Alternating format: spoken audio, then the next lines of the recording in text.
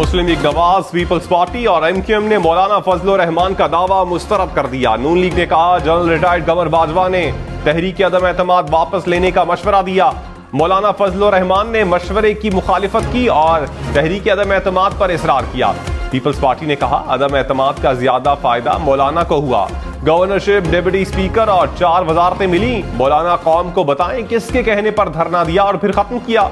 उन्होंने जितनी करप्शन की अवाम ने वोट से जवाब दे दिया।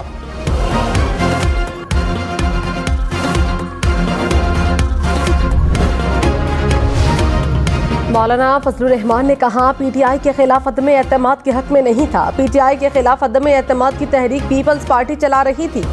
उन्होंने दावा किया कि जनरल रिटायर्ड फैज हमीद मेरे पास आए और कहा जो करना है सिस्टम के अंदर रहकर करें। अदम एतमाद से इनकार करता तो कहा जाता कि बानी PTI को बचाया। अदम एतमाद से मुतालिक जनरल रिटायर्ड बाजवा और जनरल रिटायर्ड फैज हमारे साथ राबते में थे। एक और इंटरव्यू में कहा जनरल फैज का नाम गलती से लिया।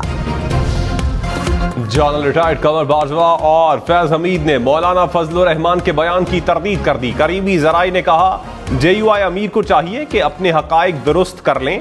फैज हमीद अदम एतमाद की तहरीक पेश किए जाने से कई माह कबल ISI छोड़ चुके थे। तहरीक अदम एतमाद के वक्त फैज हमीद कोर कमांडर पेशावर थे। साबिक चेयरमैन PTI की हिदायत पर ऑपोजिशन से मुलाकात की गई। साबिक चेयरमैन चाहते थे कि अदम एतमाद की तहरीक वापस ली जाए।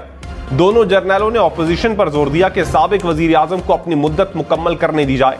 ऑपोजिशन ने लचक ना दिखाई तो कहा गया कि अदम एतमाद वापस ले तो हुकूमत इंतखाबात का ऐलान कर देगी।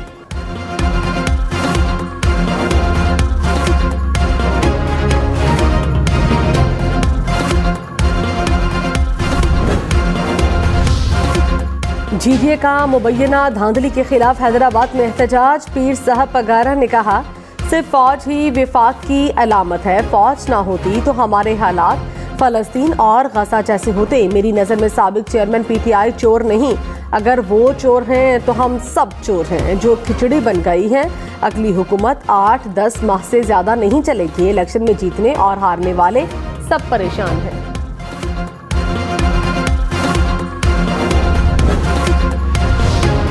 मरियम नवाज ने कहा पाकिस्तान को इंतशार नहीं इस्तेहकाम चाहिए। इंतशार फैलाने वाले आज भी इंतशार फैला रहे हैं। इनका निशाना पाकिस्तान और इदारे हैं। नवाज शरीफ मुल्क को मुत्तहिद करने वाली कुव्वत का नाम है।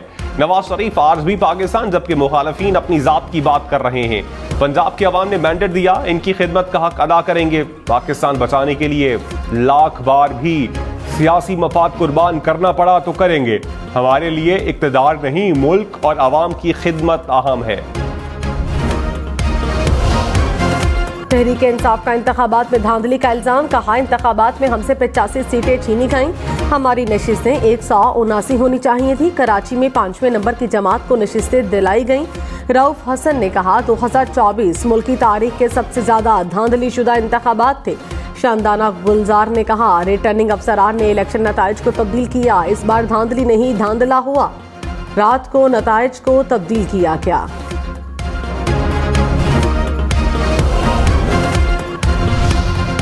मुस्लिम लीग नून का तहरीक इंसाफ पर जाली फॉर्म 45 बनाने का इल्जाम। मरियम औरंगजेब ने कहा जाली फॉर्म 45 फैलाए गए। जहां ये जीत गए वहां ठीक, जहां हार गए वहां धांधली हुई।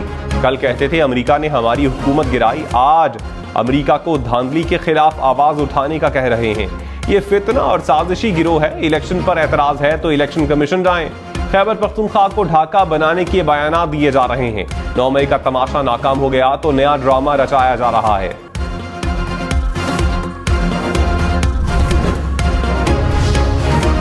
तहरीक इंसाफ के सियासी राबते। मौलाना फजलुर रहमान के बाद जमात इस्लामी और आफ्ताब शेरपाओ से मुलाकात। इलेक्शन में मुबैना धांधली और मुल्की सियासी सूरत हाल पर तबादला ख्याल। असद कैसर ने कहा मुल्की तारीख में इस तरह की धांधली की मिसाल मौजूद नहीं। फैसले कमरों में नहीं आवाम में होंगे। लियाकत बलोच बोले धांधली पर चीफ इलेक्शन कमिश्नर इस्तीफा दें। सुप्रीम कोर्ट की सतह पर अदालती कमीशन बनाया जाए। हुकूमत साजी के लिए जोड़ तोड़। PTI का नून लीग और पीपल्स पार्टी के साथ पावर शेयरिंग से इनकार। मुस्लिम लीग नून और पीपल्स पार्टी की आज होने वाली मीटिंग मनसूख। नवाज लीग की पीपल्स पार्टी को काबीना में शामिल करने की कोशिशें। पीपल्स पार्टी वजीर आजम के लिए नून लीग के उम्मीदवार की हिमायत और काबीना का हिस्सा न बनने के मौक़िफ़ पर कायम।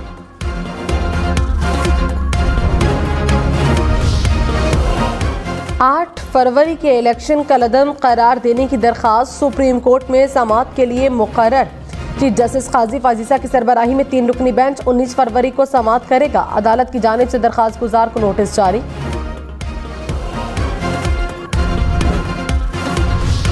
रहनुमा पीटीआई सलमान अकरम राजा ने कहा 8 फरवरी को महज इंतखाबी फ्रॉड नहीं हुआ बल्कि जमहूरियत पर हमला किया गया। एक बार फिर पाकिस्तान की आवाम की राय को रौंदा गया। नताइज पोलिंग स्टेशन से रिटर्निंग ऑफिसर ऑफिस आने तक धांधली की गई। आवाम के वोट को रात के अंधेरे में तब्दील किया गया।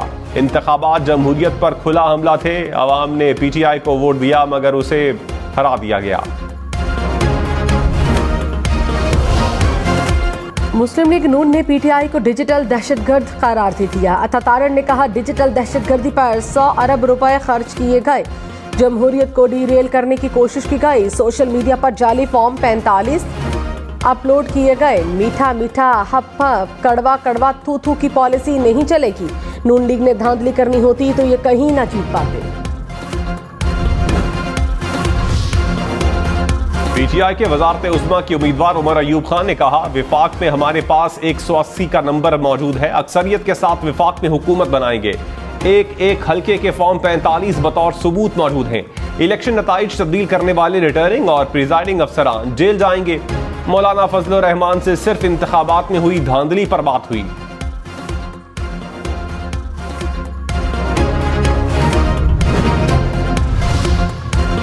रहनुमा नून लीग ख्वाजा साद रफीक ने कहा विफाक में हुकूमत साजी के लिए पीटीआई आसिफ जरदारी के पास जाकर यू टर्न लेगी। पीटीआई ने सियासी बरादरी पर हमले करने के बजाय मुकालमा किया होता तो आज का दिन न आता। सियासी बिगाड़ और रसाकशी का फायदा उठाने वाले साबिक चेयरमैन पीटीआई खुद हैं।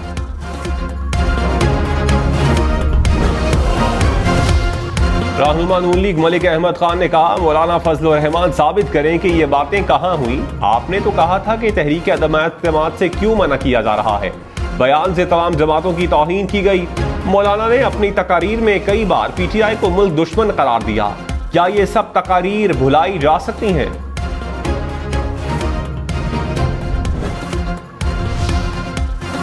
रहनुमा पाकिस्तान पीपल्स पार्टी फैसल करीम कुंडी ने कहा मौलाना सियासत में आ नहीं रहे, सियासत से जा रहे हैं। मौलाना सियासत में चले हुए कारतूस हैं।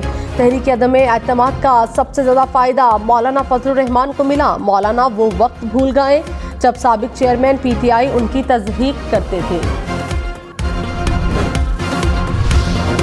इस्लामाबाद हाई कोर्ट ने इस्लामाबाद के कौमी असम्बली के 3 हलकों से मुताल्लिक दरखास्तें निपटा दी। इलेक्शन कमीशन को NH 46, 47 और 48 के नताइज के खिलाफ दरखास्तें देखने की हिदायत। कहा इलेक्शन कमीशन कानून के मुताबिक फैसला करे।